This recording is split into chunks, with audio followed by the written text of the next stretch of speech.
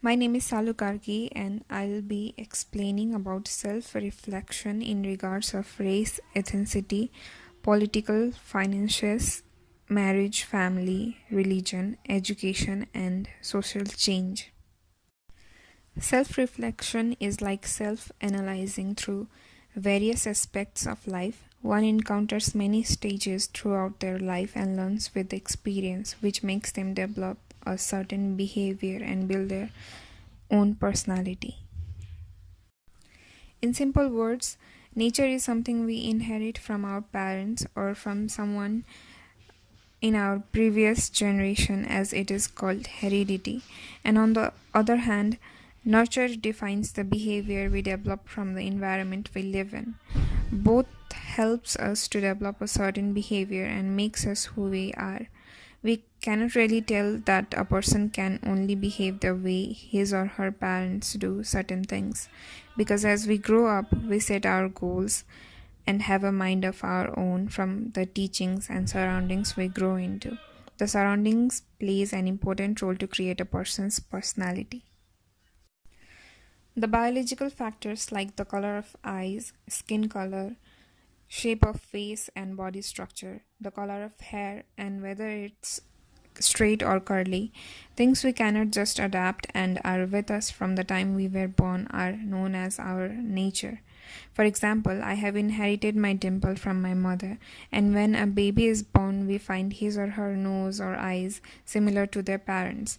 Habit such as allergic to something which runs in the family is a sign of heredity. Some men can be weak and not flex as their parents were not.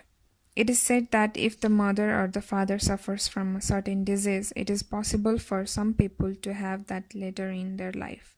In some cases, the mental ability of a person can be a genetic thing as well. Basically, when we plant a seed and it turns out to be either a big tree with having to give proper fruits, or it turns out to be a useless tree, depends on the nature environment we provide to it while it grows. Similarly, the environment we grow into and the experience and situations we face turns out to be the nurture in our behavior, our beliefs and values, the rituals, manners, etc. We learn these things from our parents and other people. It is not something we are born with. With time, we develop to behave a certain way that we may learn from our family, friends, teachers, and so on. Both nature and nurture has different and important roles in people's life. Nature is seen in people's genetic characteristics.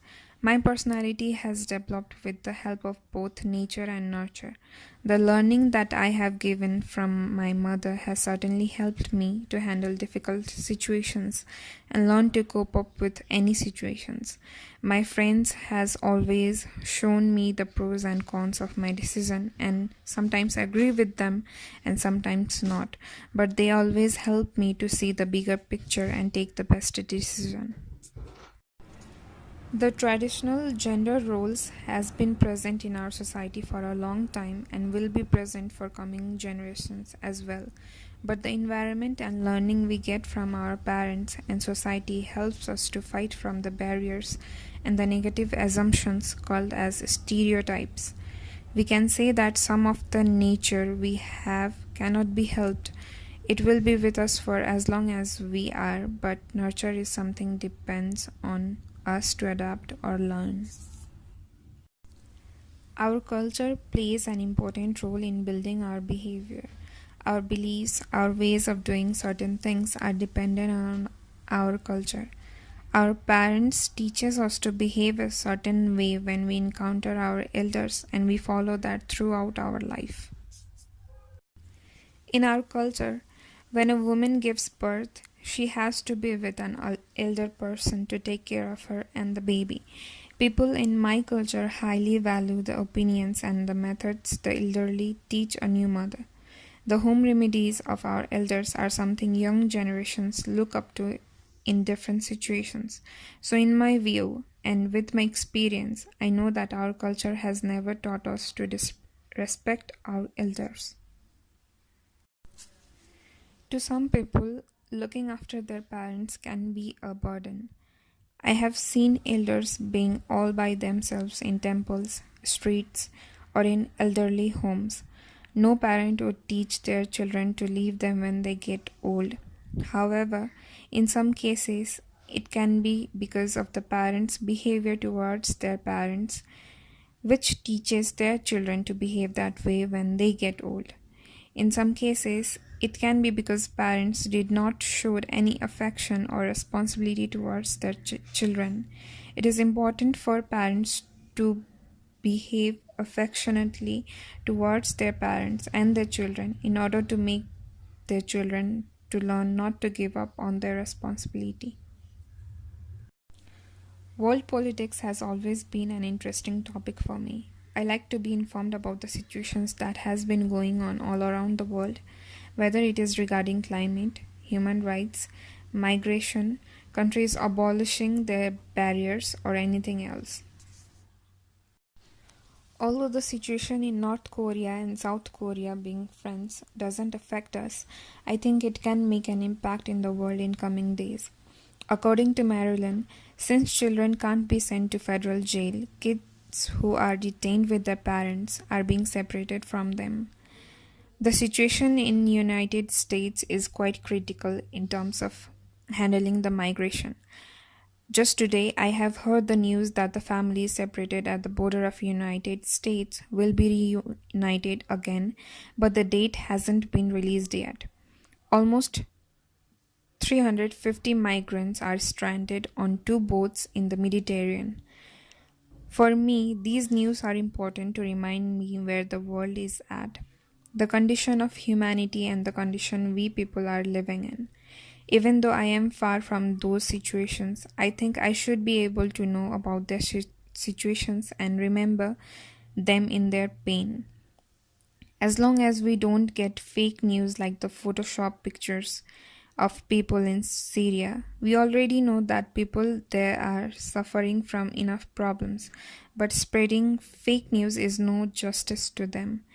As for my family, I don't think my mother has much interest about these things because it makes her depressed, and my younger brother has certainly no interest in the situations of different countries. So far as I know, population has been increasing on a regular basis and has reached its limits. Today, the world consists almost 7 billion people, and the earth seems to have reached its limits too. People can have desire and wants of having children. It's natural, but we out of some people are also are educated enough to know the consequence of having overpopulated earth. Overpopulation can affect our natural resources if we don't preserve it. As far as the government is concerned, I don't think measures like one child policy can make things better. Government can only aware people about the consequences and the situations that has been going on due to overpopulation. Even if the number of people are increasing, government should run campaigns to plant trees, to clean river banks, to manage waste properly, to avoid using plastic materials, to use eco-friendly products only. According to William Form 2018, social change in sociology is the alteration of mechanisms within the social structure characterized by changes in cultural symbols, rules of behavior, social organizations, or values and systems.